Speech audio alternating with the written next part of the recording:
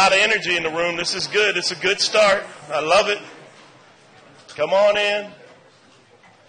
So good evening, everyone, and thanks for your attendance.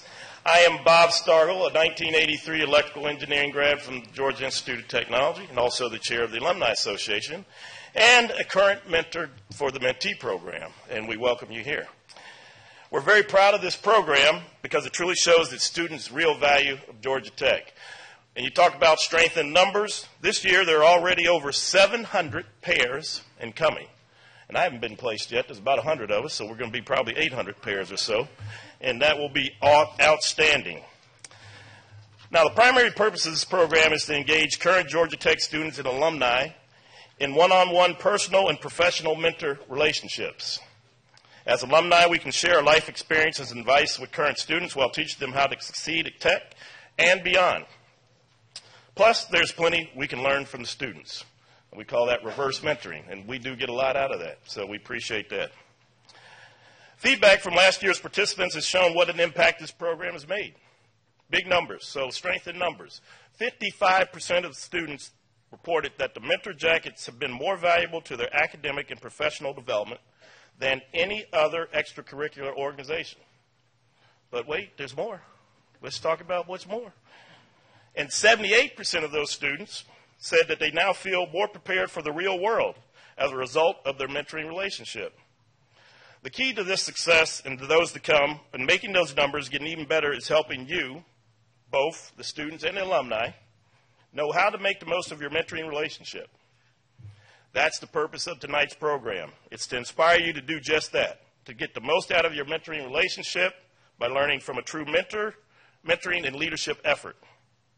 We encourage you to take notes on the handouts and engage our guest speakers and panelists with your questions during the Q&A. So this is an interactive session. And before I welcome the Student Alumni Association Mentor Jacket Chair, Austin Redd, to the stage to introduce our speaker, I would like to take a few minutes to actually acknowledge our partnership with the Georgia Tech Global Learning Center, the official meeting facility of the Georgia Tech Alumni Association. So the Georgia Tech Global Learning Center is ideal for corporate meetings, events, conferences, and events like this one. It's not just a great facility, but a great facilitator of Georgia Tech's strategic mission.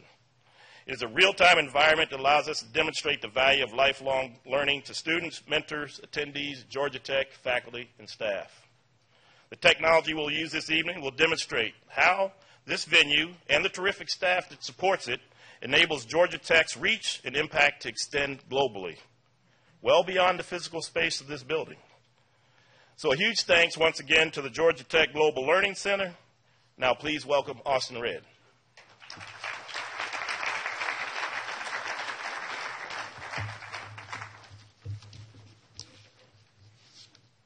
On behalf of the Student Alumni Association, I would like to welcome you all tonight to tonight's event and presentation.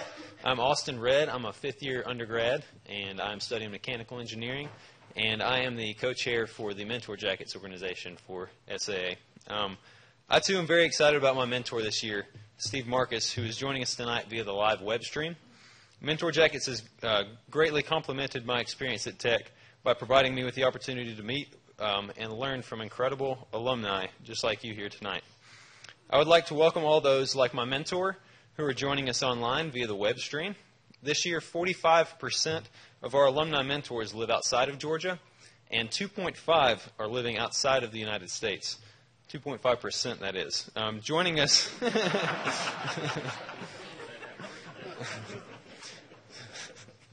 Okay, those joining us online can email questions to mentorjackets@gtsaa.com for the Q&A period at the end of this presentation.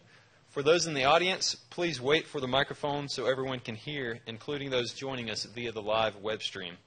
Now I'm very excited to introduce our speaker, Dr. Rick Nemanick. Dr. Nemanick is a co-founder of the Leadership Effect, a leadership development firm based in St. Louis. Over the past 15 years, he has trained 3,000 mentors and mentees in his mentoring techniques for a variety of clients, including Monsanto, Anheuser-Busch, Pfizer, Nestle Purina, and the Reinsurance Group of America. In addition to his consulting and research on mentoring, he also provides executive coaching, leadership assessment, and other services. Rick has also served as an adjunct faculty member in the St. Louis University's MBA program and instructor in Washington University's Master of Human Resource Management program. He holds a doctorate in organizational psychology from St. Louis University. Dr. Nemanick's written work on the Mentor's Way has been inspirational to Mentor Jackets administration and participants alike, and we are very excited to have him with us to share that insight with us in person. Please join me in welcoming Dr. Nemanick. Thank you, Austin. I'm really honored to be here. I'm excited. This is my favorite topic. I really enjoy talking about mentoring. It's something that's near and dear to my heart because I've had a lot of mentors over the years who've really had an impact on me, and it's something I've been spending about the last 10 or 15 years, depending on where I start, working with organizations on making mentoring work and helping individuals get a lot out of mentoring because I've gotten a lot out of mentoring. I remember back when I was an undergrad at Drake University. I was a business major and a psych major, and I was actually a member of our Student Alumni Association. We didn't have a mentor program like this, and I kind of regret that because I think that I spent that first year after college really just trying to figure out what I wanted to do. I had a bachelor's in marketing and in business and a bachelor's in psychology, and I had no idea what I wanted to do. But I found a mentor at my first job. His name was Marvin McMillan. He was also a PhD psychologist, and he was working in our HR department at Laclede Gas in St. Louis. And he and I struck up a really great friendship, a really great partnership, and he was the one who kind of mentored me from 21-year-old kid who had no idea what he wanted to do to applying to graduate school, starting a doctoral program, and then kind of leading me to where I am today. And so I think I got lucky. I got lucky because I found Dr. McMillan. He actually served on a board with my mother at Maryville University, a different school in St. Louis, and that's how I made the connection with him. And he had such a huge impact on me. And so I think how lucky all the mentees in this room are that Georgia Tech is providing you with someone to connect with, someone who can be that shepherd, someone who can help you kind of find your way. And so my goal tonight is to talk a little bit about that. Talk about how mentors, work the clicker here, how mentors, I'm pressing, there we go. How mentors help mentees find their way, right? So what I'm going to spend the evening talking about is the rules of mentoring I have, the rules I've learned over the last 15 years of helping mentors and mentees really find their way together, really make a connection, and really get a lot out of mentoring. Because what I see is a lot of people really get excited about the idea of mentoring. Ooh, a mentoring program, I'll sign up for that, right? And then they get in there and they don't know what to do. And the mentor doesn't know what to do. And sometimes no one really takes the wheel and tries to figure out how we ought to make this work. And so what I'm going to share with you today is how do we do that? You have this opportunity to work with a mentor. You have an opportunity to learn from a protege, mentors. We talked about, Bob mentioned the reverse mentoring. How can you really get a lot out of that? What I'm going to share with you is how to get that done. Before I jump into that, I always like to reference what are the benefits of mentoring. I have my own benefits of mentoring. I have benefited from so many mentors. Dr. McMillan is just one of them. I had mentors while I was in graduate school. I had mentors when I was starting out as a consultant who really helped kind of shape and guide where I ended up. But a lot of us don't have those kind of individuals who kind of reach out and find us, right? Those who are lucky enough who do get a lot of benefits. Those who have mentors tend to be more satisfied with their jobs, more satisfied with their careers. I'll tell you, I'm really satisfied with my career. And a lot of mentees, when they've worked with a mentor and have someone who's really engaged with them, find that they find a niche that really works for them, but also someone who's there along the way. As I'm steering my career, as I'm navigating my career, to help me make some of those choices, make some of those decisions. Another mentor of mine intervened when I was finishing my doctorate because I thought, I'm going to go be a professor. I'm going to be a professor, and I'm going to go teach at a business school somewhere, and I'll be awesome. And actually I went on a bunch of job interviews. I went on 5 different job interviews. I was second choice 5 times. And that was terrible. I don't know about all of you, but if you've been on a job interview looking for a job that you thought you really wanted, but I had a mentor who was actually a faculty member in the business school, Jerry Katz, who sat me down and said, Rick, you've also been consulting for like the last 5 years while you've been finishing your doctorate. Why do you want to be a professor? And I went through the reasons I want to be a professor. It's like, you know what, that's great, but you really seem to love the consulting. He was there at a really critical juncture to help me find what I really wanted. And I don't regret it. I do teach from time to time, as you heard, at the business school and at Washington University for the Masters of HR program. But the consulting really was in my blood and was in my soul. And I really got a lot out of a mentor who's helped guide me that way. So people who work with mentors tend to have a lot of satisfaction. They're better career commitment, stronger intent to stay with their organizations if they can point to a mentor. If you want to look up some of the research, the references there at the bottom of the screen. Tammy Allen, 2004, Underhill, 2006. For those of you who are on your computer, it's like, well, let me look up those references, because I know someone in the back is.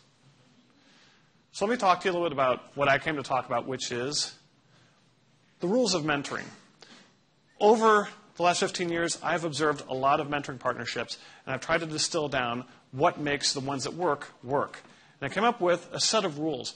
And the rules, actually, there's 8 rules in all, and they kind of cross over between mentors and mentees. So if you look at the chart up here, you'll see the names of all the rules. And the ones that are in parentheses, that's the side of the rule for the mentor. The other rule is the one for the mentee. So if they're the same rule, well, you'll see that as I go through the presentation. But the rules, just quickly as an overview, are to chart a course, to figure out what do I want to get out of mentoring?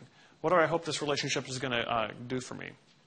Then we talk about, for the mentees, to take the wheel, to really take charge of this partnership. And we tell the mentors, you need to stay out of the driver's seat. If you're the one driving, you're going to be really frustrated. And so we really want the mentees to take charge. The third one is to work to build trust with your mentor. What do I need to do to really get comfortable with this person, to get to know them? And for the mentor, your primary job is to create a safe place where the mentee can come to you, can trust you, can bring issues that maybe they don't have another place to take, just so they can get another perspective, another person thinking about it, so they can figure things out. We also ask the mentors to teach through asking questions. That as mentoring partnerships grow and as mentees bring more and more difficult and challenging questions, we ask the mentors to stop answering the questions with an answer, with advice, and start to ask questions and really challenge the mentee to think. Because that's really where the power of mentoring comes. We ask the mentees to stretch themselves, to take a risk, to try things that you wouldn't ordinarily, and to really open yourself up to growth. And for the mentors, we really want you to help to balance empathy and action. When a mentee does take a risk, they're putting themselves out there, right?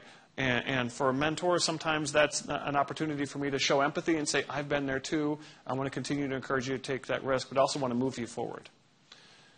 We want the mentees to track your progress, to start a log.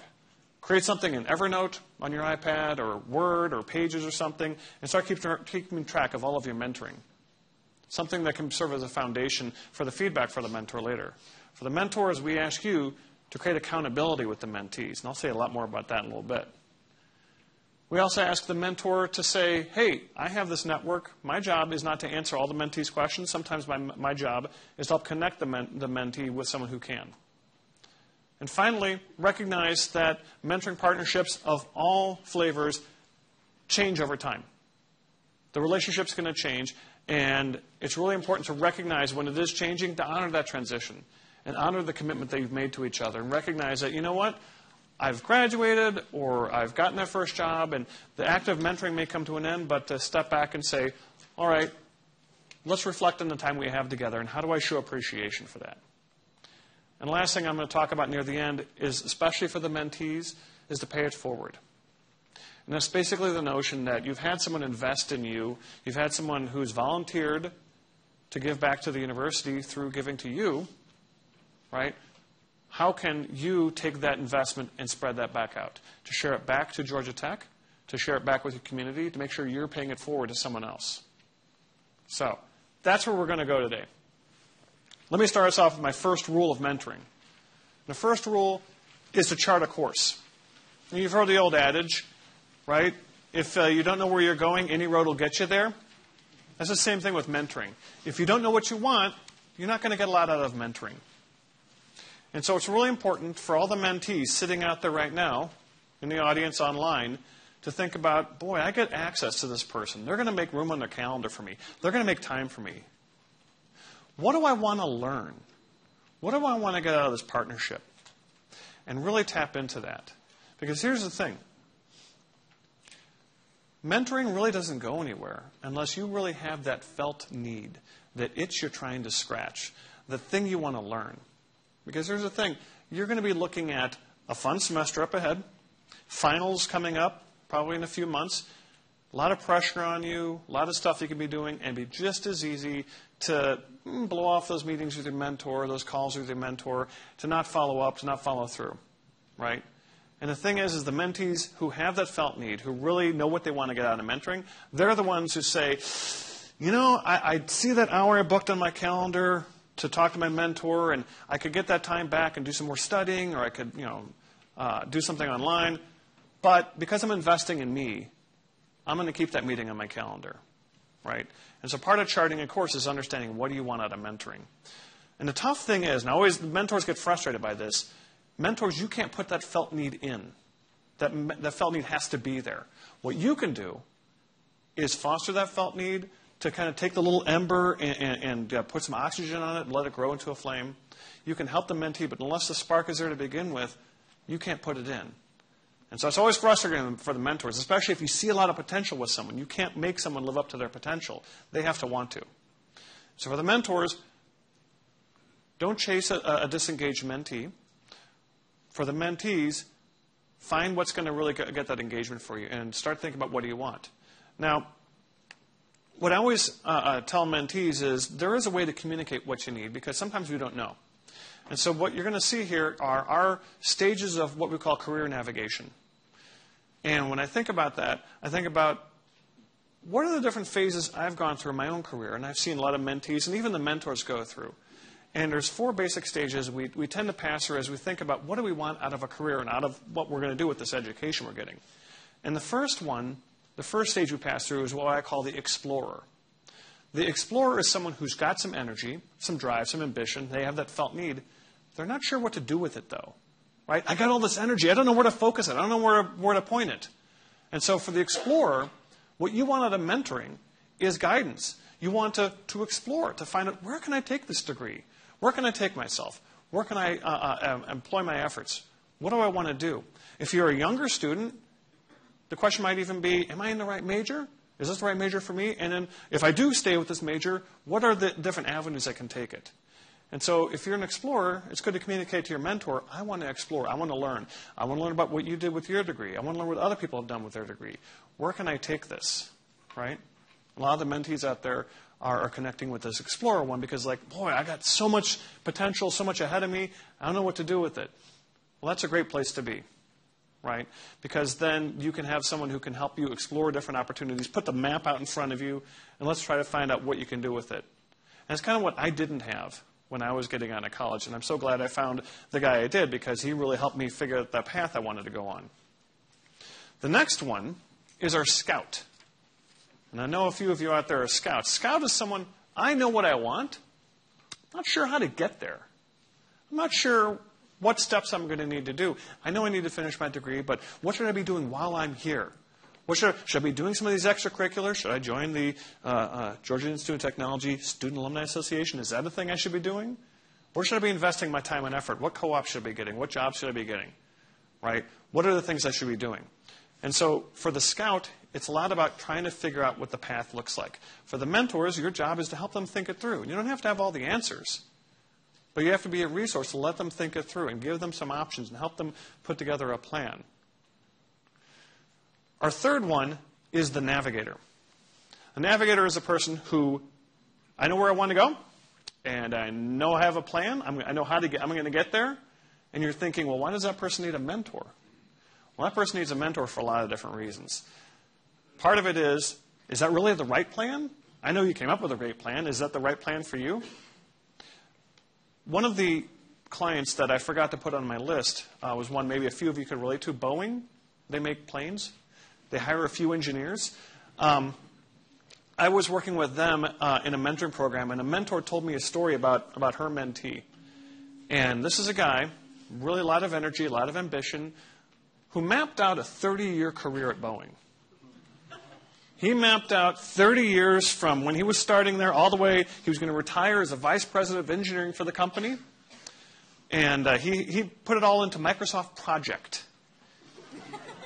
He brought to his mentoring meetings a 30-page document to show his mentor, to get her perspective and input on it. She loved that. Because part of it was, is that even the right plan? First of all, you're a crazy guy, but is that the right plan? Are those the things you ought to be doing? What else should you be thinking about? So part of it, we just want someone to pressure test our plan. Part of it, though, is just because I have a plan doesn't mean I know how to do the plan. And some of those steps I might need some coaching on, help figure out is, how do I do that? Part of it, though, is I'm going to hit some setbacks. I'm going to have some things I don't anticipate. No matter how well I plan, there's going to be some things that come up that I don't anticipate. Maybe avenues I start going down that suddenly aren't the right one for me. Right? I need someone who's going to be there in order to pull me back from that a little bit and help talk me through it, make me feel better about it. But the last thing, at the end of the day, it's someone to hold me accountable to my plan. Right? Now, how many of you have trained for something like a bike race or a half marathon or a 5K? How many people have trained with, and how many have trained with a friend? Right? Someone, what does that friend do for you? What does that friend do for you, Kelly? They motivate you. They motivate you. I have a running partner. I'm 45 years old. You don't look that old, Rick.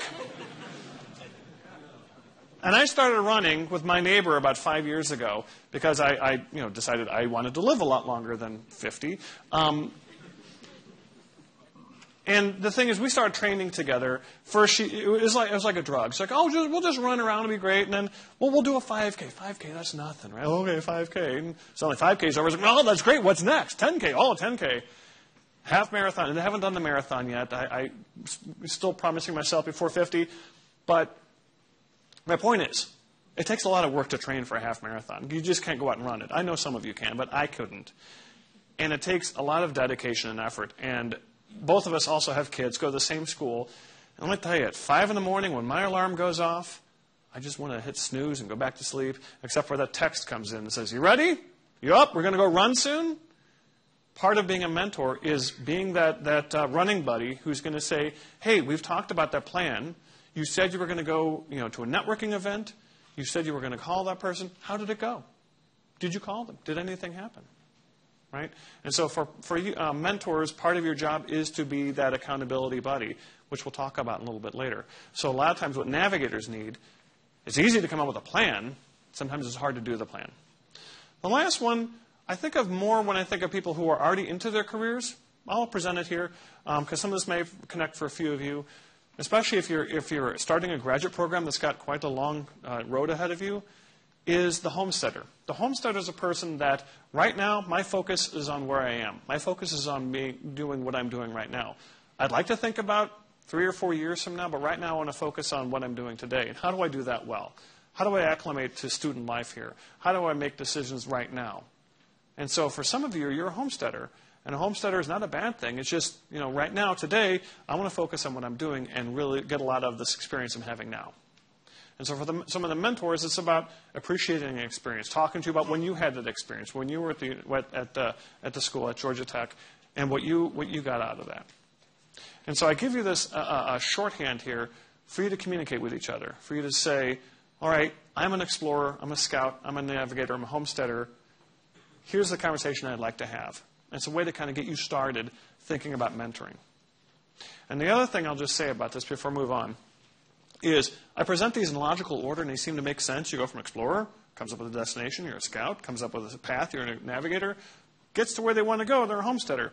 The great thing about it, though, is you can jump around any one of these. And you might find you starting the year as an explorer, you end the year as a navigator. You start as a navigator, suddenly, boom, things blow up, and you don't know what was going to happen, and suddenly you find yourself an explorer again. Let me go back to the engineer at Boeing.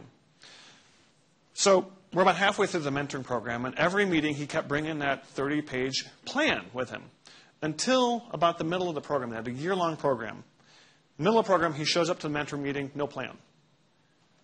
And the mentor says, is everything okay? Where's your plan? He says, I I asked my girlfriend to marry me over the weekend. And she's looking at him like, what did she say? Like, And he said, she said yes. And the mentor's like, that's great. And he said, but I can't do that plan now. All that stuff, I didn't anticipate having kids and a wife and things like that. Throw it out the window. And she said, good, now we can get started. Now you're an explorer finally. Let's get to work.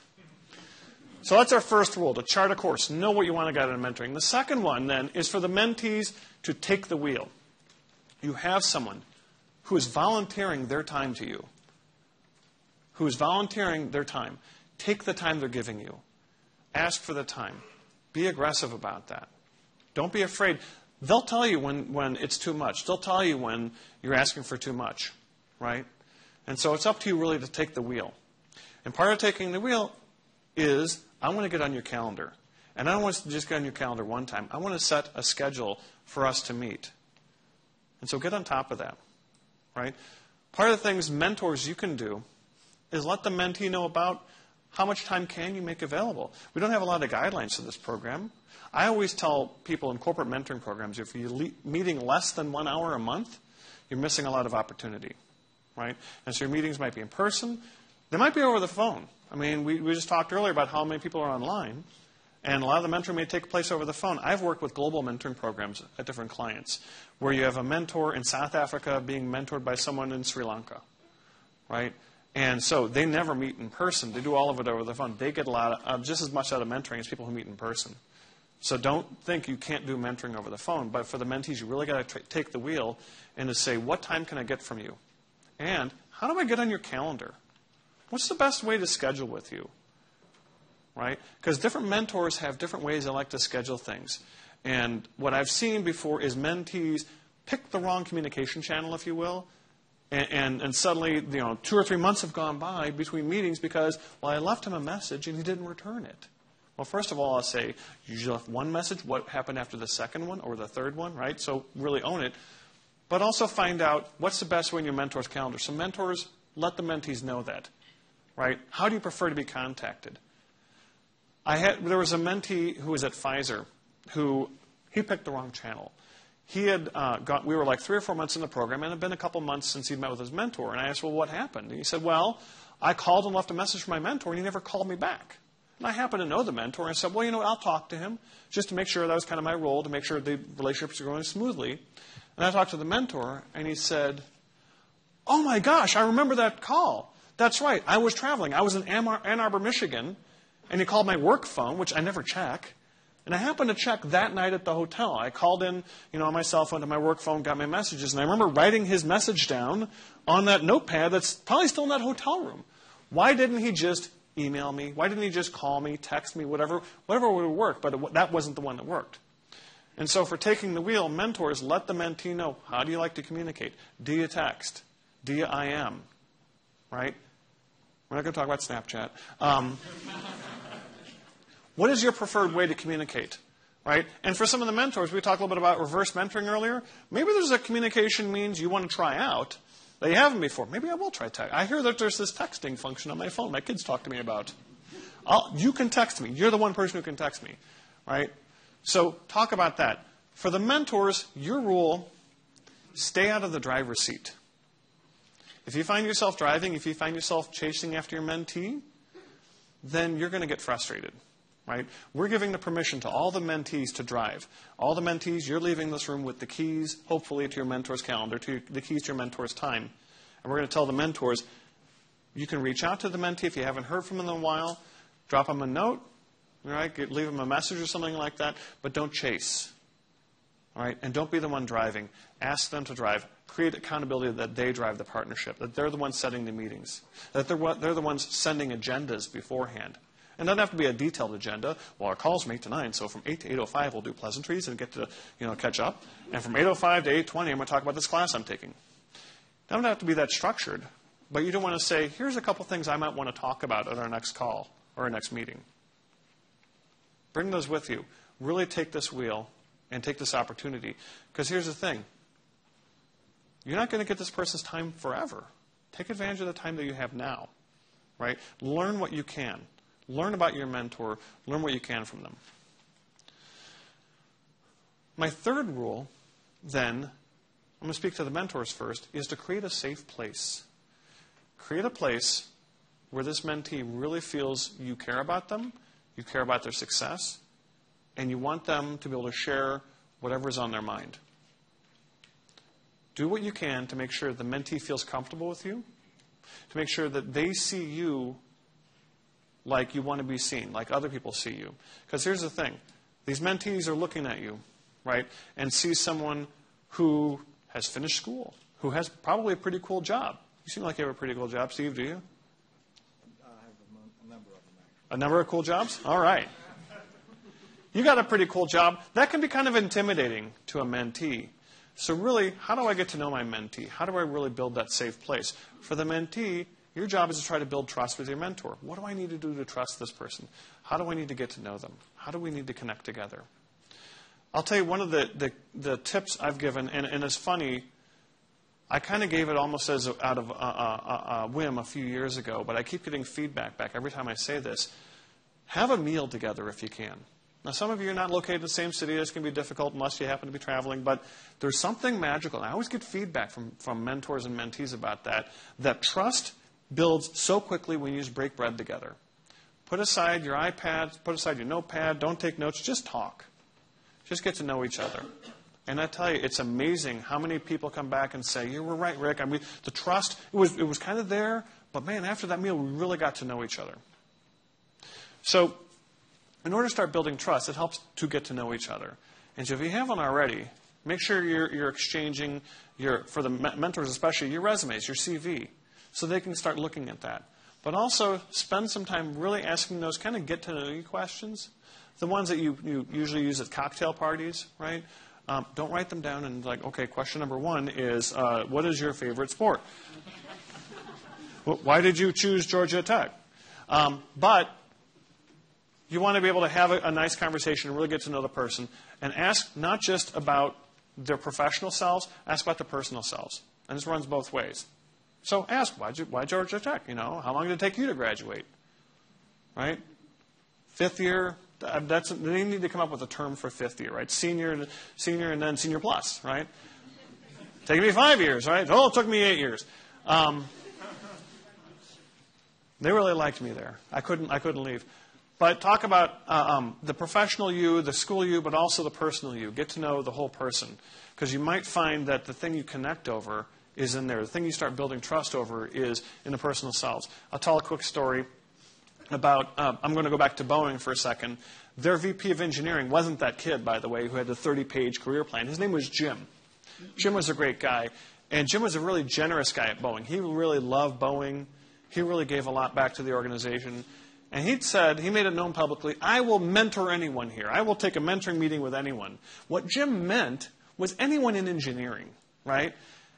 And one day he got approached by a director in a finance organization and said, Jim, I'm going to take you up on your offer. And Jim's trying to remember what offer. I don't remember offering anything.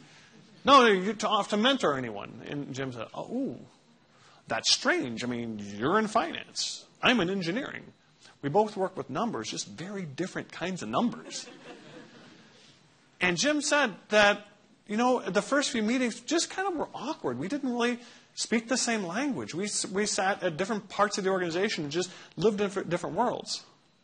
But Jim found out early on that his mentee, the guy in finance, liked to hunt. And so did Jim. And so they scheduled a little Saturday to go and go hunting together. And they really bonded after. And he said it really transformed it. It's kind of like that meal to share together. It really transformed because we connected over something we had in common, and we spent some really quality time. So I'm not advocating you all go out and get hunting licenses, right? I know some of you already have them. But find something you have in common. Get to know the whole person. Get to know your mentor, because mentoring really builds in a foundation of trust, right? And so recognize that we have something we can learn from each other. What do we need to do to get there? And trust is going to be the first thing. My next rule of mentoring. A good question always beats good advice. A good question always beats good advice. So here's the thing. When you start a mentoring relationship, mentees tend to be bringing you what I call hands issues. And hands issues are things you can fix yourself, things that advice can fix. How do I go about networking? Where do I go about networking? How do I make some of these decisions that are really kind of tactical? They don't require a lot of trust, and they're kind of like testing out a mentor. And so for hands issues, advice really works well. The good thing is, with students especially, they tend to have a lot of hands issues, things that they haven't experienced before that you have, and you can give them some advice. But as you go through the year, as you go through this time working together, what I find is as trust builds, the mentee starts bringing you a little more complex things I call head issues. And head issues is where advice starts working against you. Because the head issues are things that are a little more complex, more moving parts. Right? I have to make a really difficult decision. I have to have a thought partner help me think it through. And you giving advice actually sometimes starts undermining the relationship because you start telling the mentee what to do, and like, that's not a fit for what I'm facing here. I just need you to listen. I need you to ask me some questions to get me thinking. And so for hands issues, use advice. Help them close those smaller gaps, those experience gaps. But for head issues, when you start sensing that the mentee is bringing you something that they've been spending some time thinking about, that's more complicated, sometimes career decisions, sometimes decisions just about what co-op to go after, which one to take if they have a number of them in front of you, is ask questions. Right? Ask questions and really get them thinking, get them exploring, get them really questioning some of their assumptions, recognizing their assumptions, and helping them really connect the dots. Because I always say that advice is the end of a conversation, and we're done, and the learning's over. I have the advice, I leave, I go do. The question's the beginning of a conversation. And really powerful mentoring comes from asking questions. So I'll go back to Dr. McMillan. He didn't tell me I should apply to a PhD program in psychology. He asked me, what are you thinking about that? Why is that interesting to you? You have your degree in business, you have a degree in psychology. Why that field? What's interesting to you about that? And it was really neat. I spent a lot of time in his office. I know, much to the chagrin of my boss, in marketing. I was in marketing, not HR. He's like, where have you been for 2 hours? I was meeting with the VP of HR. My boss was like, oh, the VP of HR. Well, okay, I'm hoping not about me. I didn't say anything. So, well, we just talked about stuff. But he didn't ask me. He didn't tell me. He asked me. He asked me to really get me thinking, because this was a difficult decision to make. Because I didn't know. I was 21, 22. Do I want to get an MBA? Do I want to stay in business? Do I want to stay in marketing? Do I want to go into psychology? A lot of stuff to do to figure out. And giving advice really wouldn't work. And you've all been there. You've tried giving advice to someone who really wants you to ask them a question, who really just wants to think it out. So, my fourth rule. This is one. There's a corollary for the mentors in a second. This is for the mentees. This is an opportunity to really take some risks, to really try some things out, to really grow. And you can't do that unless you take some risks and stretch yourself. There's an opportunity to really say, where's my future going? This person's got a lot they can teach me. This person has a lot of experience I can learn from. I want to take some risks because I built up a safe place with this person. My mentor can really help me think these risks through, think these challenges through. Right? And so open yourself up and expose yourself to learning, to growth, by taking a risk. For the mentors, I mentioned the hands issues and the hands issues and the head issues. The third type of issues I see mentees facing are what I call heart issues. And heart issues are things that are a little more core to me. A lot of times they have a little bit of emotion wrapped up into them. A lot of times they're more identity-based. And these are ones that maybe the mentee struggles with, grapples with even more than the head issues. Because the head issues usually have a logical, rational solution. They're complex and complicated, and you really need the mentee to think it through. The heart issues are kind of about me and my identity. And so for those issues, mentors, the really great mentors are the ones who really start with empathy and talk about, I have been there before. I have faced what you're facing. And connect with them that way. Now, not all the mentees are going to bring you heart issues. It really depends on a lot of trust. It also depends on the mentee. Some mentees don't have some of those things that they've been kind of bottling up for a while. But if they do, if you build up trust, if you create a safe place, then you make room for those heart issues for the mentee to explore. I had a mentee a few years ago in a program. Actually, I created a program, and I volunteered to be a mentor Figure if it's good enough for me to create and give other people to do, I'll try it myself. And she really was struggling because she was in an organization that really wasn't appreciating her talents. Part of it was she wasn't selling her talents very well, but no one was recognizing it. And she really just kind of felt like she was working in a corner. She was in another consulting firm in St. Louis and really didn't feel like she was going anywhere. And she didn't have any place to take that. Because the challenge was her bosses were the ones who were not recognizing it. And she didn't have a place to open herself up and explore that and talk about what that meant, how that made her feel. I mean, could you imagine spending as many years as it takes to get a PhD, and you go into the field, and 2 years in, you're like, I feel like I made a mistake. Because she was all the way questioning, should I even be in this field? And it took a lot of exploration, a lot of discussion to get to the point where she felt comfortable with having the conversation with her boss about changing the direction of what her job looked like, changing the direction of where she was going to go. And it took a lot of trust to get there.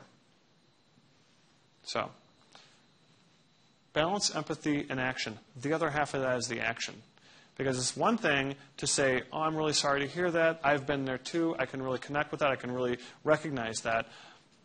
But really to make mentoring work, you want to be able to turn that corner to action. What can you do about that? I think that's really interesting. I really think that we're making some headway around that. What can you do with what we talked about? How can you move the needle now a little bit? Because that's the thing I've seen with a lot of mentees is they really just want someone's shoulder to cry on, but they don't want to do anything differently about it. And that's really where mentoring can be, all right, we've talked about that. I really feel like you've been able to explore some good issues with me. What can you do about that? And so the really great mentors are the ones who can balance showing empathy with driving toward action. The ones that struggle are the ones that skip to the action without the empathy.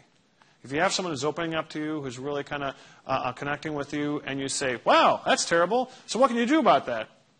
Going to miss an opportunity. In fact, what happens? You start deflating a little bit of that trust. So for mentors, I ask you to balance empathy and action and really create a place where the mentee can explore this. The mentees then, again, the corollary is take some risks. Show some trust to your mentor, right? Because I think you're really going to see it's going to pay off. There we go. This is a really interesting clicker. Let me talk to the mentors again for a second about your rule. The sixth rule here is to foster accountability. Part of your job is to create some accountability with your mentee. We are telling the mentees, your job is to drive. Hold your mentee accountable for driving. If the mentee says he's going to do something between mentoring meetings, mentoring calls, ask about it. And not in a threatening way, like, did you talk to the guy yet? Yeah, did you? And I do this with my own executive coaching. And sometimes I feel like that's sometimes what I get paid to do is starting off a coaching call with, hey, these are the 2 or 3 things last time we talked about. You said you were going to try, you were going to do. How did it go? Did you try them? Right? Because here's the thing. Your mentor's not a boss. Your mentor's not going to fire you for not doing anything. Right? So it's not like you haven't gotten your report in on time. We really need to talk about that. Your mentor's not your boss. Your mentor isn't going to fire you, but your mentor is going to ask about it. And I'm going to tell you, there's something about a mentor asking where you're like, oh, that was a good idea last month, and it's still a good idea now, and next time I'll have done that. And so let me tell you a bit about that mentee I just told you about a minute ago. One of the other things, because she was really trying to explore her consulting career, she wanted to get better at giving public speeches like this. She was a consultant like me. She was more kind of one of these, stay in the office and do assessments kind of consultant, but she wanted to do this kind of work as well.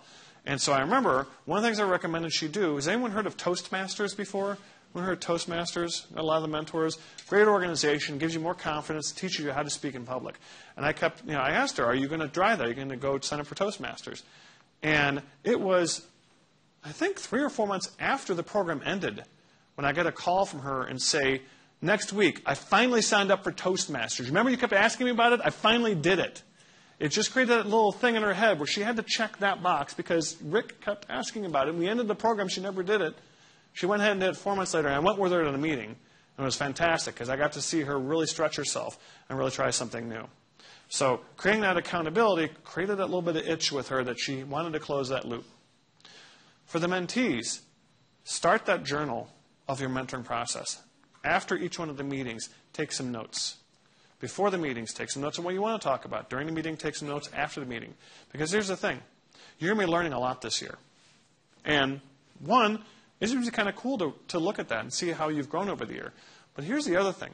And I've done a lot of surveys. Bob talked earlier about the surveys done with the people from the program last year. I've done a lot of surveys with corporate mentoring programs, ones that last a whole year. And we survey them at the middle and we survey them at the end. And almost every time, what we see is mentees are really, really satisfied with their mentoring, and mentors are really kind of satisfied with the mentoring. And it's something we stumbled across a number of years ago, and the thing we keep coming back to is mentees, because you're receiving the mentoring, you know what you're getting out of it. The mentor doesn't. And so if you're getting something out of the mentoring, you want to be able to give them that kind of feedback.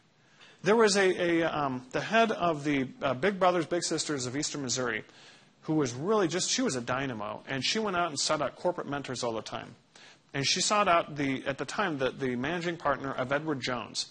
And she said, "You're going to mentor me," and got on his calendar. And they met. They met every month, and she was a dog after him and just kept those meetings in the calendar.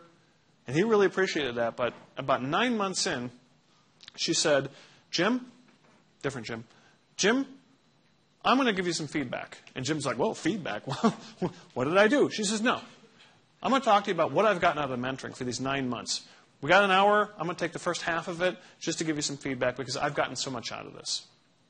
So for the mentees, track your progress. Start building your log of what you're getting out of mentoring, because at some point, over this next year, I want you to be able to say, "Luke, you're my mentor. Luke, I've gotten a lot out of mentoring, and let me tell you, this conversation we had back in October, this conversation we had in December really connected for me, and I know I told you I did something with it, but let me tell you what it meant to me. Let me tell you why that was so important and why that really helped me learn." So for the mentees, I want you to start tracking your progress. I want you to be sharing the feedback. And for the mentors, I want you to start creating a nice way to foster accountability. Another one, this is an alumni association, an alumni network. Mentors a lot of times feel like you have to have all the answers. And I'll tell you right now, I'm going to take that burden off of your shoulders. You don't. Because you know people who do have those answers. In fact, you're going to be doing really great mentoring if you connect your mentee with people in your network and arm them with the questions to go learn. And it's not that I'm abandoning you. It's like, "Okay, I'm going to send you out into the wild and good luck." It's, I want you to go meet Harrison. Hi, Harrison. How you doing? It's great to meet you. Nice to meet you. I want you to meet Harrison. He is a great guy. And the thing we've been talking about, he has some answers for you.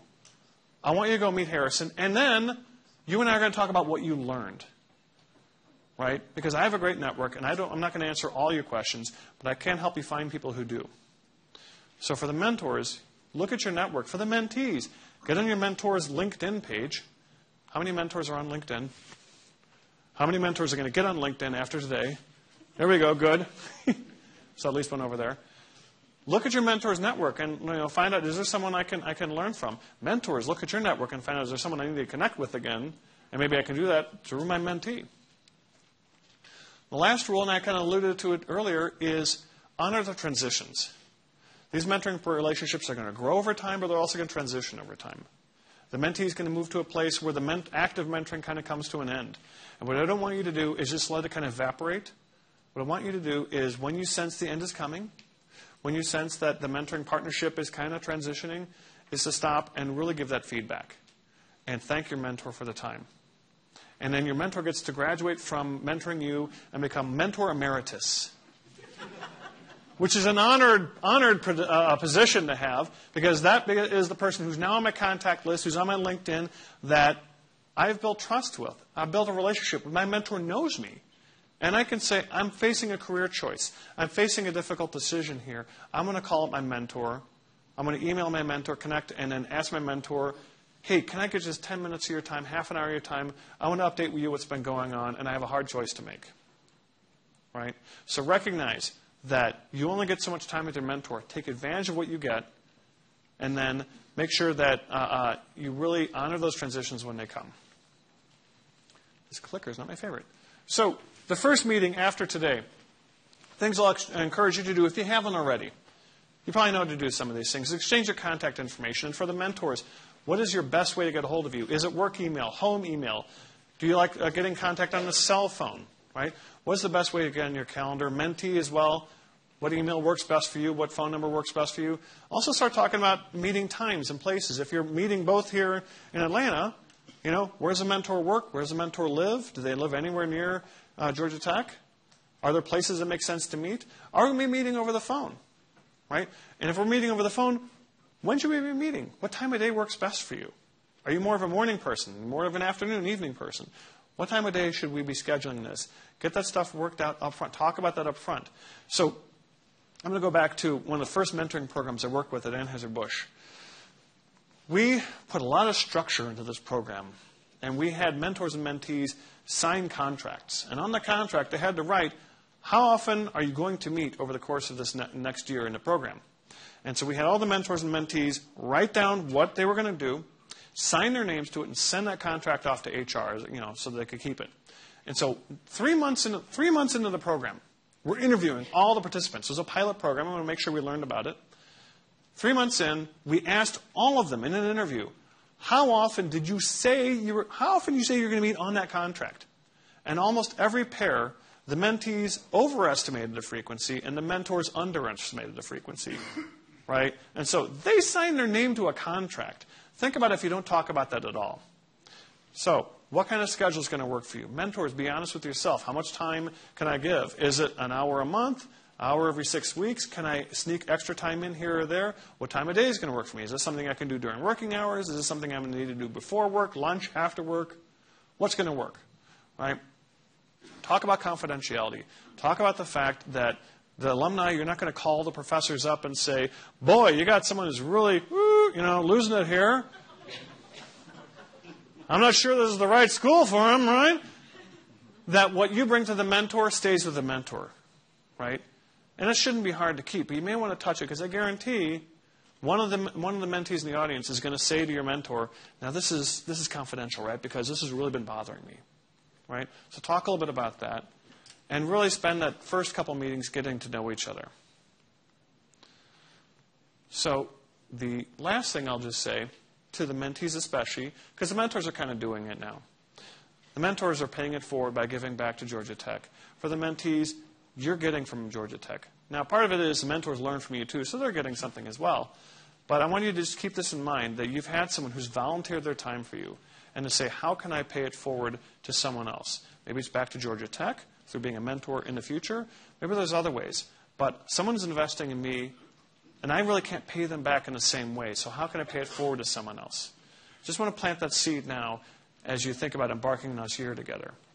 So those were the the rules I want to share with you. We have a little bit of time left for some questions. And I see we have a microphone there and a microphone there. So are there any questions people have? We have a couple over here.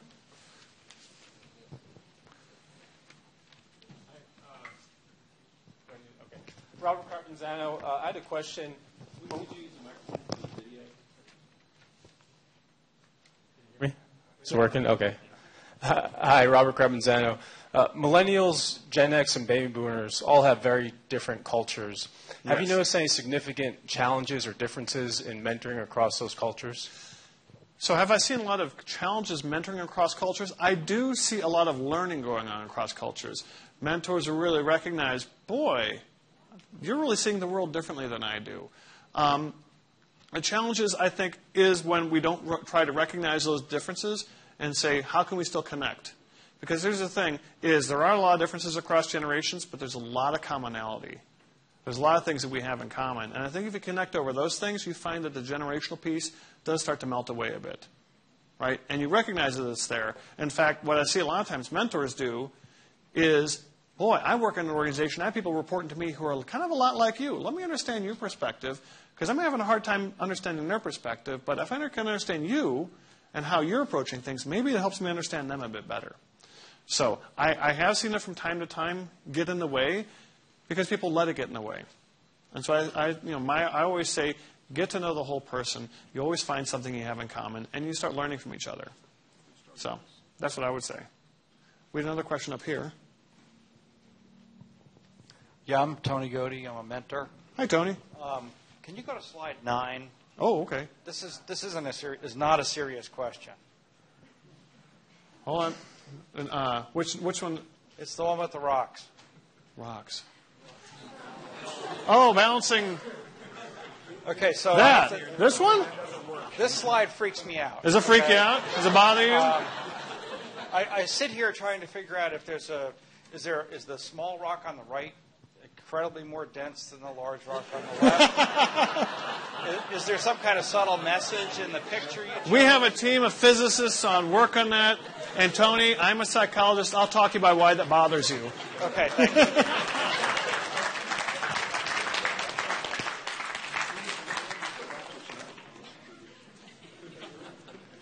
I got to say, Tony, that's the first time I've ever gotten that question. All right. Are there other questions? Anything else anyone wants to ask about? Oh, we have one right over here. So, in general, how big should our professional networks be? In general, how big should they be? Yes. That really depends. And the thing is sometimes it's the size of the network, sometimes it's the depth of the connections.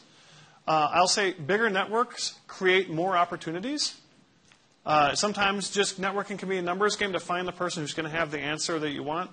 I mean, I tell you, I didn't know what an impact Marvin McMillan was going to have on my career. My mom happened to know him. He was in her network, and I just needed to meet him.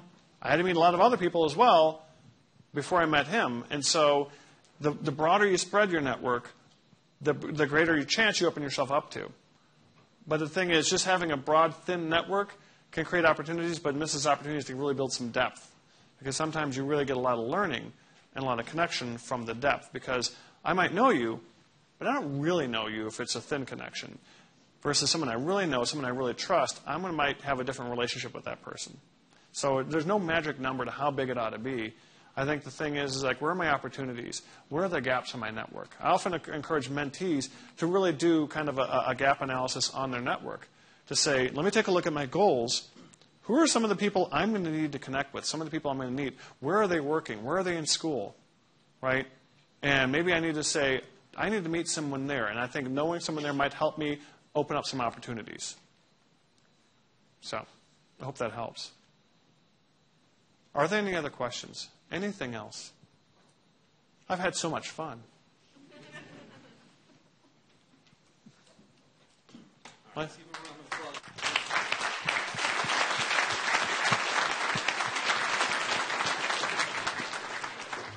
Dr. Nemanick, thank you very much for sharing your expertise with Mentor Jackets program. And as we begin our mentor relationships, and on behalf of the Georgia Tech Student Alumni Association, please accept this small token of our appreciation. Oh, thank you very much.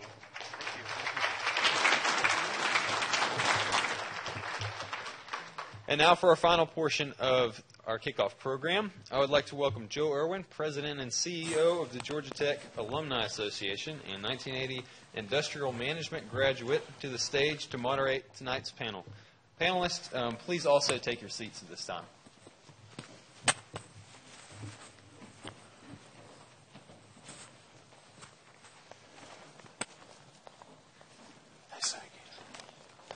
Good evening, everyone. Is Mike working? Good, good. As Austin said, I'm a 1980 graduate of Georgia Tech, and I run the Alumni Association here. And I have to tell you, the Mentor Jackets program is one of the crown jewels of Georgia Tech. And so we're so happy to have you mentors here and your mentees here tonight. The program, as Bob alluded to earlier, should be somewhere between 1,100 and 1,200 matched pairs this year. And it's a very impactful program.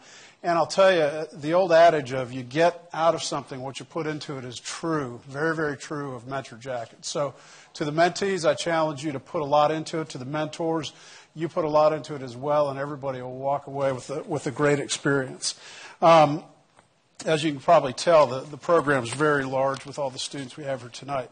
I want to mention a couple of statistics. We're all numbers geeks here at Georgia Tech, but half of the alumni engaged in this program have graduated in the past 5 years. So young alumni mentoring young alumni, like Dr. Nemanick said, paying it forward. And that's a very powerful statement. 2/3 of the alumni in the program have mentored before in our program, and that's pretty good. And over almost 60% of our alumni mentors have said they'd be happy to mentor more than one student. So students, you have a lot of very interested alumni to help you on your way. As the doctor alluded to earlier, I wish we had had a mentoring program here at Georgia Tech when I got out of school, and it would have made a big difference. So kudos to you smart students for being here and signing up for Mentor Jackets this morning. We've had to cap the number of students in the program this year because we want to keep the quality up, and so we want to make sure everybody has a great experience. So before we go to the panelists, what I'd like to do is have you each introduce yourselves. Let's start with you, Rich. You're a 7-time alumni mentor and chairman of the SAA Mentor Jackets Committee this year. So if you go down the line, you guys tell us when you graduated, what your name is, what your title is, what company you work for, et cetera. Looks like you got it under control. You can keep introducing me if you want. Rich DeAugustinis, Industrial Engineering, 1992, which, yes, is a long, long time ago. I am Vice President of Strategy and Business Development for the McDonald's division at Coca-Cola, small beverage concern down the street. And as Joe mentioned, this is my 7th mentoring partnership this year, which is hard to believe, but it's been a fantastic run, and don't plan to stop now. Great. Sangeeta? I'm Sangeeta Sharma. I actually only graduated in December of last year, so this is my first time on the mentor side of the program, but I was also a mentee for 2 years while I was an undergrad. I currently work as an analyst for Delta Airlines in their operations analysis and performance group. I'm Stan Anderson. I finished in 1975 at business school, as we would say today, management school at the time. I've been active in the software and technology business, and I'm active with a couple of early stage startups. I'm Harrison Obiora, and I'm a third-year computer science major. This is my 3rd year in the mentorship program.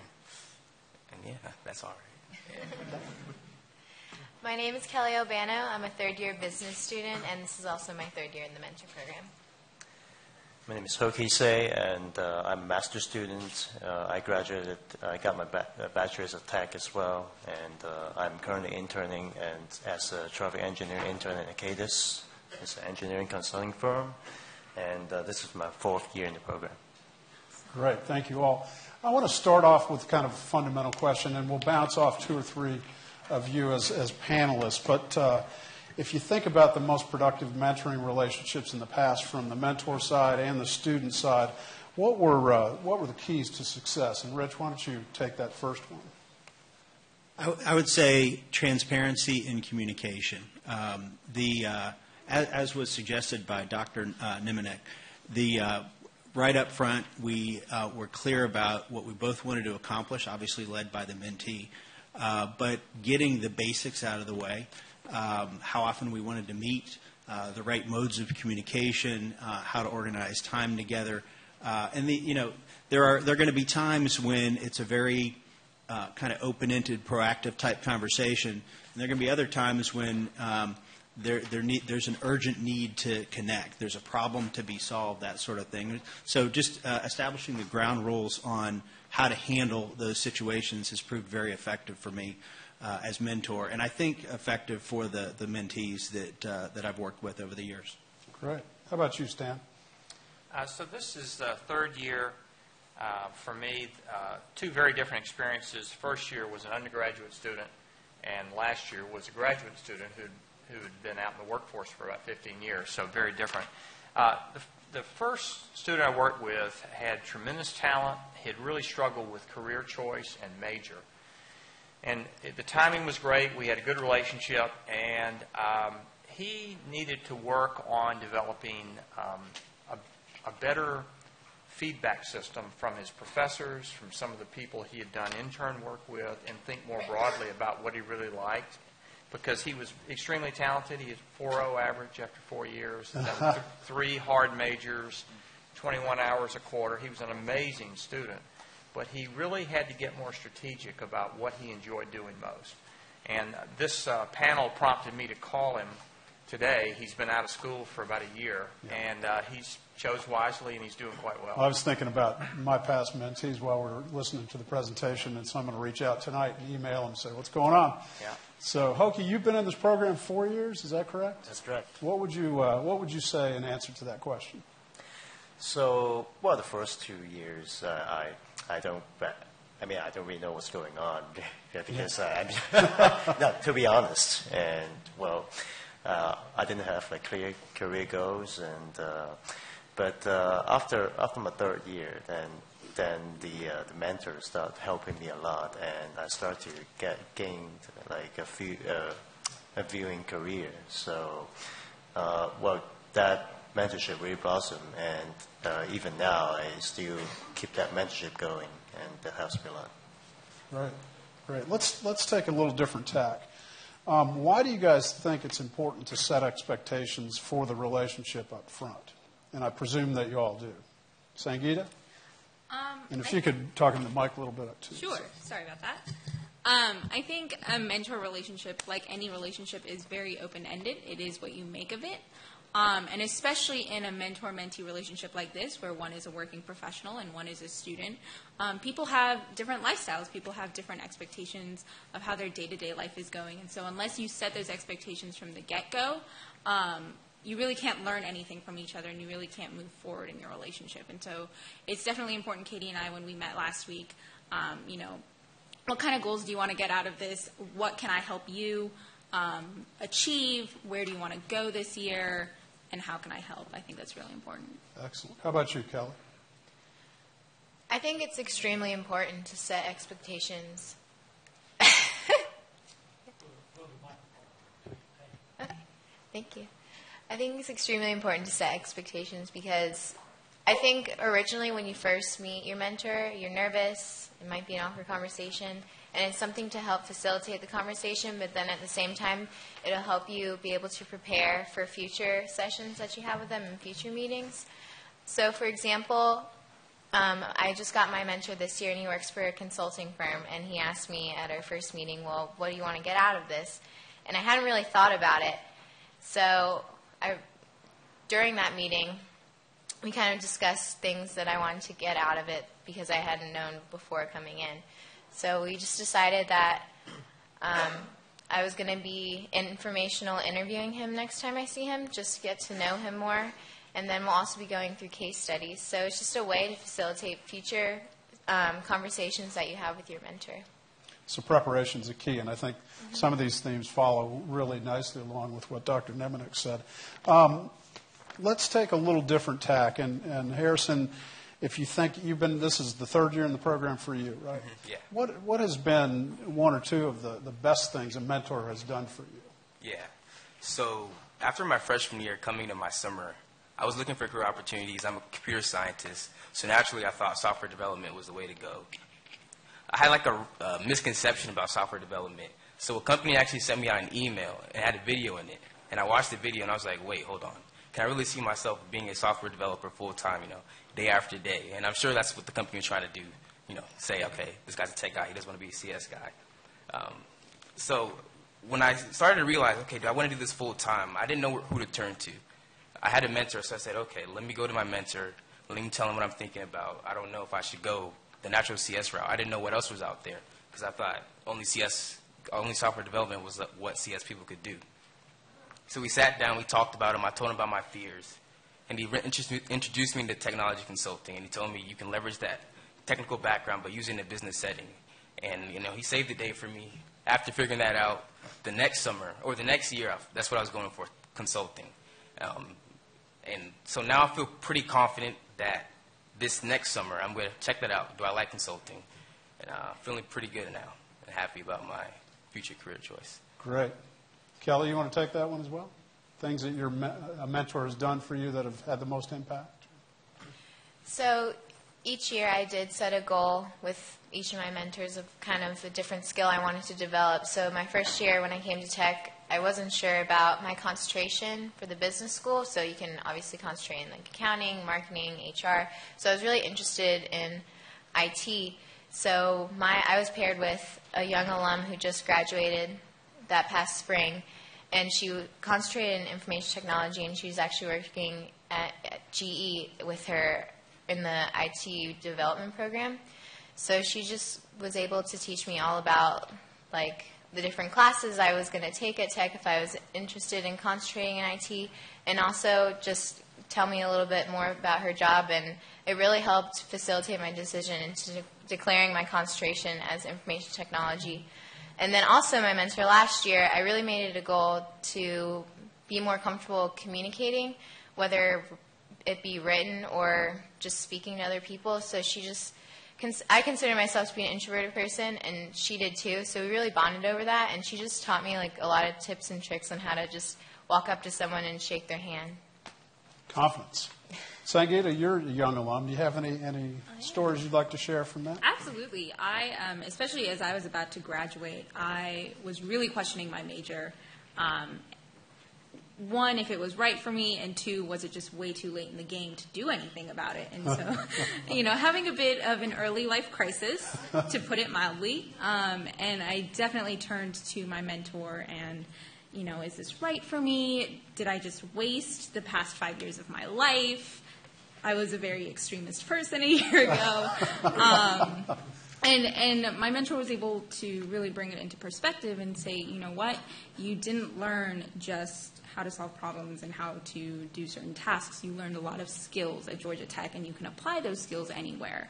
And my mentor was able to really just ground me and give me the confidence to go out and do the job search again and kind of explore other options, and very happy right now, so it certainly helped. Calmed you down, right, talked you off the right. ledge. Just gave me a little bit of focus, and I think sometimes my mentors had always just been sounding boards for me because I knew what I needed to do. I just needed someone to show me that I knew what I needed to do. Sure. And it's funny, the more we study our alumni, of course, we know statistically that almost 70% of our alumni don't do what they studied at Georgia Tech. Okay? And I think, I have an industrial management degree, but I haven't managed a plant in 25 years. So your life is going to change. A lot of different experiences are going to come your way. And talking about that, Rich, if you think about maybe some of the most meaningful experiences you've had with some of your mentees, could you name a couple of those that you think were particularly impactful for both of you? Or did you go hunting with them? No, I can't say that I did that. It was funny. I was sitting here a little while ago. A story from my second mentee, Jose Velasquez, popped into my mind, and it's meaningful because for him and for me, because he was struggling because he was a senior about to graduate, and he was getting ready. He was going through the interviewing process, trying to get a job, and I was doing all the stuff you should do as a mentor to equip him with the mental approach, the skills, feedback on communication, helping him with all that. But he wasn't successful in the interviews. And I finally had an epiphany one day. And he was, one of the things he was most passionate about on campus, he was part of a group, I don't know if it's still around, called Textiles. Not Textiles Engineering, but the guy, he's a dancer, like hip-hop dancing.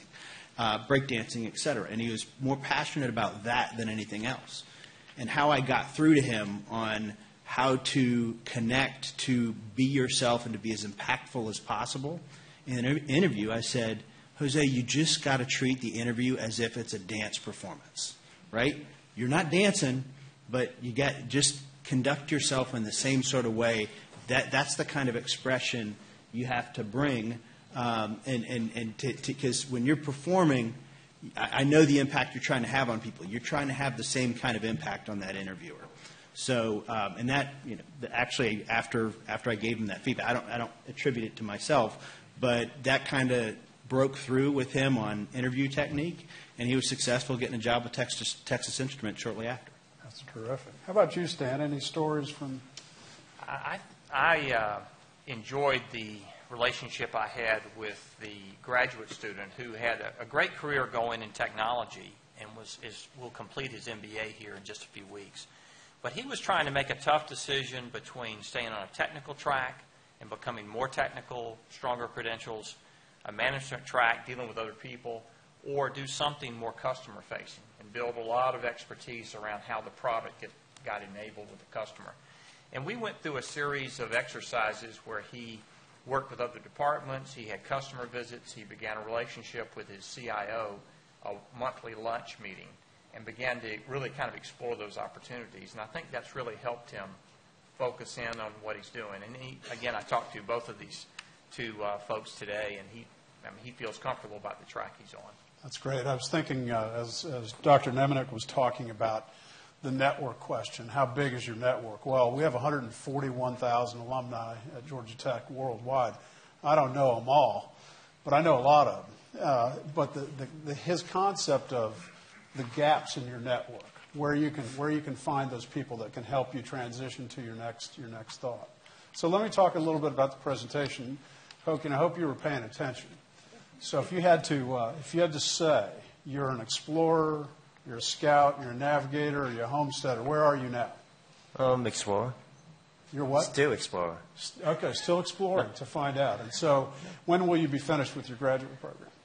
Next year, in Next May. year. You see yourself transitioning through those things at all? Or are you going to explore until you get out of school? My short-term career goal is to look for a job in California to join my girlfriend over there. Yep. Oh, that's good.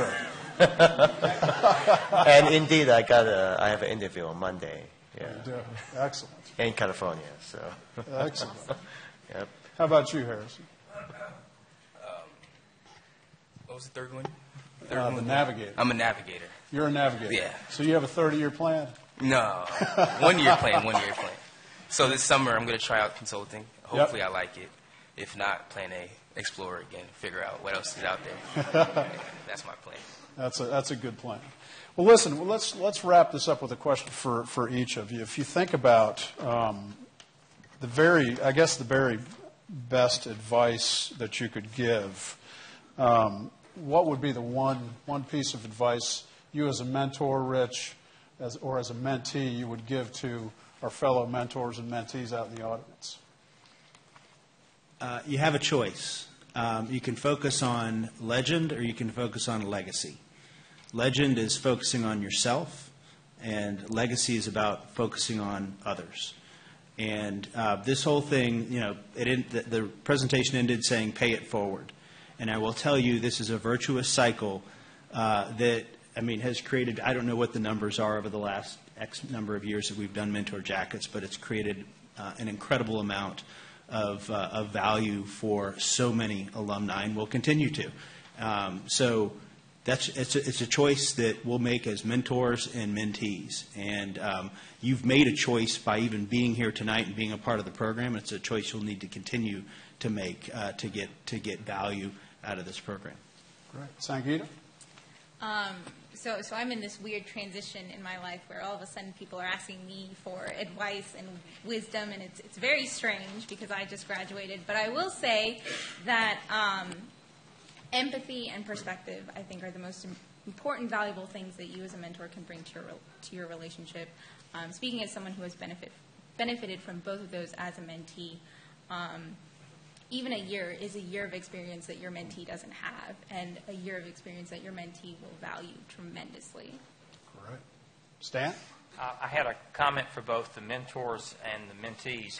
I don't think I enjoyed the program that Rick put on. I don't think he put enough emphasis on the benefits to the mentors, because they're considerable.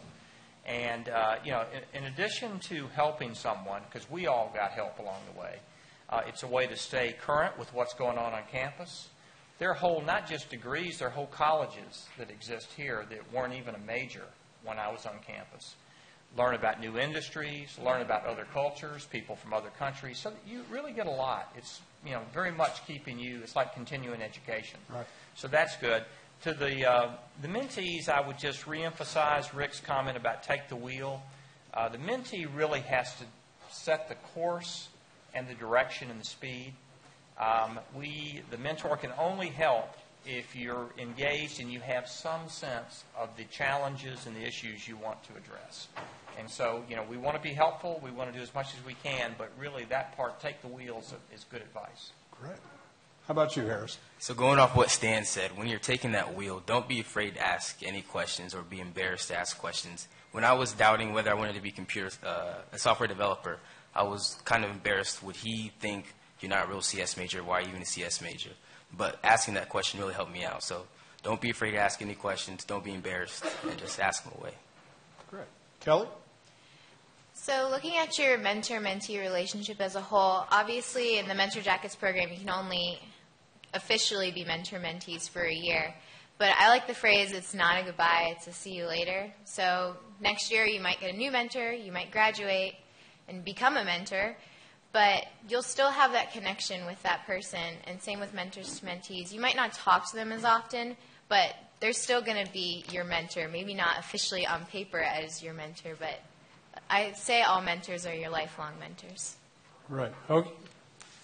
Well, Thanksgiving is coming up, so for mentees, send your mentor a note, and maybe for mentors, send your mentee a note as well. Just tell them how grateful you are in the program and the opportunity for you guys to meet each other, and for mentors to give advice, and for mentees to learn what the mentor has been through, and to teach you their life experiences and make you grow. And yeah. Excellent. Does anybody in the audience have any questions they'd like to ask the panelists? Vicki? Do we have a mic still out or not? No. She can speak loud. Go ahead. Okay, I'll give it a shot. I'm just wondering, particularly to you mentees, I'm always trying to improve my skills as a mentor and be more cognizant of when I'm doing things that aren't optimal as a mentor. So can you tell me what things your mentors did that maybe weren't optimal?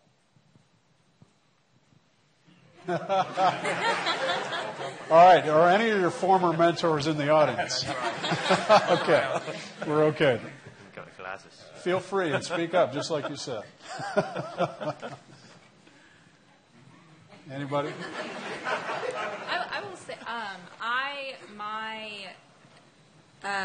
my first year in the program, my mentor was out of state, not in the area, and so we never actually connected face to face. We just had email conversations, and it was not the most strong of communications. I definitely could have followed up a bit more, but it was also every time I, sent an email, which was apparently the preferred method of communication, I would get brief responses and more than likely a picture of a ball or a car in a wind tunnel as opposed to actual answers. Gotcha. And so I think from a mentor's perspective, if the mentee is making the effort to communicate, really take that time to communicate back. But I assume that if you're in this room, you are making that effort. I think that's a good point, and it brings up a thought I had while Rick was talking earlier about using technology. I mean, with FaceTime and Skype, it's so easy to connect with somebody face to face, and it's such a much more quality experience if you have a long distance relationship, and I think that's a good tool to use as well. So, anybody else?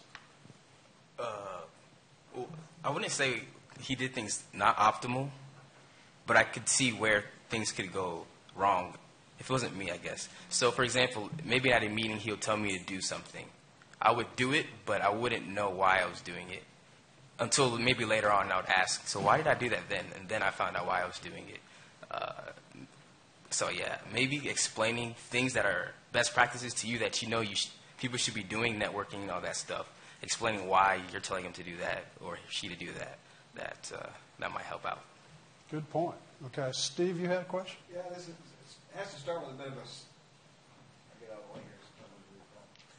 a statement, something I think is really important. The question about how you deal with that Georgia Texas student, having been one and known one, had a son that was one. One of the most important things that I think about growth is you got to learn to be comfortable being uncomfortable. You have to learn that it's okay to be wrong. You have to learn that if you're not pushing yourself towards failure, you're not stretching very hard. And yet, Georgia Tech culture, in my remembrance, history, and knowledge, until pretty recently, frowns on failure of any sort. Everybody is focused on, I got to get my GPA is 3.98, no one's going to hire me. Comment on how you balance, hopefully, that thought. I've got to push myself a little bit with the knowledge that if I push myself too far, I may look like a failure to this guy or this professor or that organization.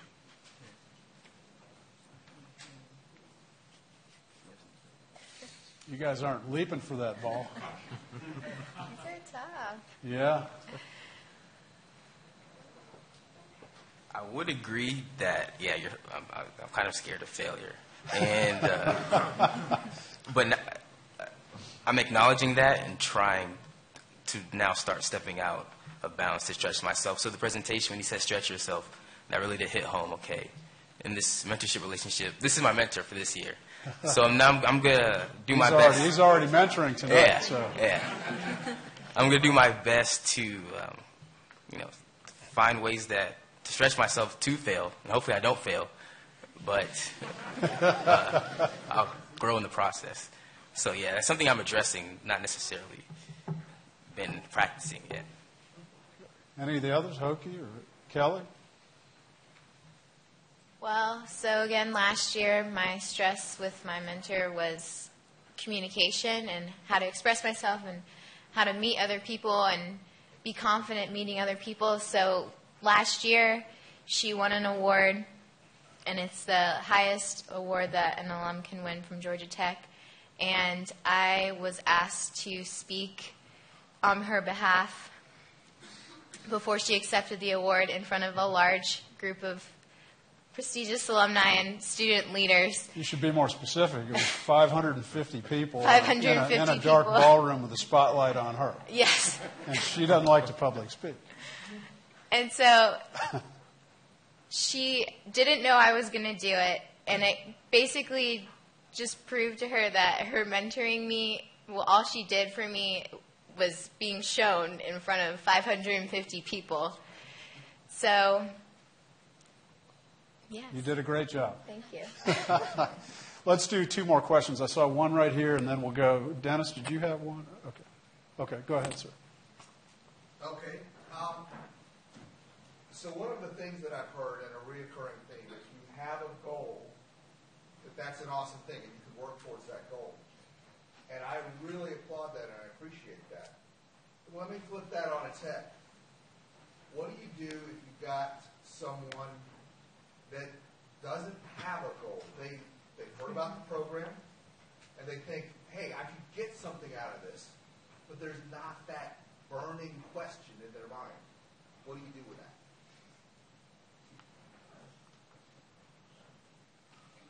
Alumni? Well, we talked about taking the wheel. There has to be a starting point. There has to be, if you can meet frequently enough and build a relationship, maintain confidence, etc. At some point, it seems the mentee has to have some things that they want to achieve that they'd be willing to talk about. And you start, maybe it's from a small beginning, but you've got to encourage that. You've got to help that in any way possible. But that really is, in my opinion, the beginning point of this whole process. And I'll add, the first time I had a student mentee at Georgia Tech was a freshman. And he was that way. And the relationship failed because I said to him up front, okay, I'm willing to spend an hour, 2 hours a month with you. How do you like to communicate? You want to communicate by text, by email, by phone? He said by text. So I'd text him, wouldn't hear back for 2 weeks. He was too busy, and the relationship didn't, it died on the vine. But I think Stan's right. I think you have to probe and get after it hard enough. And if it is not working, you can always call us too, and we can reach out on your behalf too. But I think like Rick said, you got to have that spark to do this thing, or like I said up front, you get out of it what you put into it. So, okay, let's take one more question, then we'll finish up. Dennis?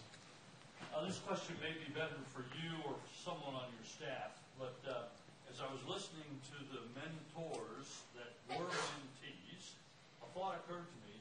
If you're not currently measuring the percentage of mentees that become mentors, I think that would be a very good metric. I think we have that number. Laura, do you have that? One of the things then for the mentors that I would advocate is that they have as a goal that they do such a good job that the mentees are inspired to become mentors when they graduate. I think that's a great goal. We'll make a note of that. Well, listen, let's give our panel a round of applause. Thank you, guys. We have a small gift. Thanks to all of you for coming tonight and for joining us via the web stream. On the back of your name tag, you'll see some restaurant discounts for Technology Square. So if you want to go have dinner with your mentee, please do so. We encourage you to do that. Finally, check out gtsaa.com for upcoming events. We've got a lot of good stuff coming on. Mark your calendars for November 10th. Speed networking at McCamish Pavilion. We'll have a great, great time. And so let me close one final thought. When we started SAA 5 years ago, it was to show students the value of the alumni network before they graduated. And this is a perfect example of that kind of manifestation. So thank you all for being part. Thank you, Austin. And we have gifts for our panel members, so we will hand those out as everyone exits. But thank you all for coming again. All right.